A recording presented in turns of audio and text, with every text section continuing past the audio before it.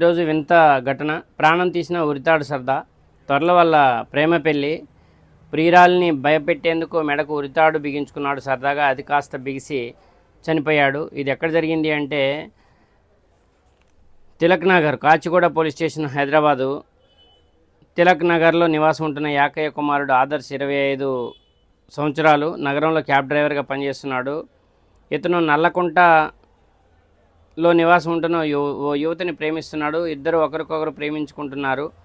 పెళ్లి చేసుకోవాలని నిర్ణయించుకున్నారు. తల్లిదండ్రులు కూడా అంగీకరించారు. వచ్చే నెలలో వీరి వివాహం కావాల్సి ఉంది. సోమవారం అర్ధరాత్రి 12 గంటల సమయంలో ఇంటిలో ఉన్న సీలింగ్ ఫ్యాన్కు ఐరన్ బాక్స్ వైర్తో ఉరేసుకుంటున్నట్లు సరదాగా ఫోటో తీసి భయపెట్టి ప్రియురాల్ని భయపెట్టాలనుకున్నాడట. అది కాస్త వైర్ గట్టిగా బిగుసుకొని మరణించాడు. ఇలాంటి సరదా పనులు ఇలాంటి సరదాకు కూడా చేయకండి. సరదాలో వేరే ఉండాలి కానీ ఇలాంటివి ఉండొద్దు. ఓకే.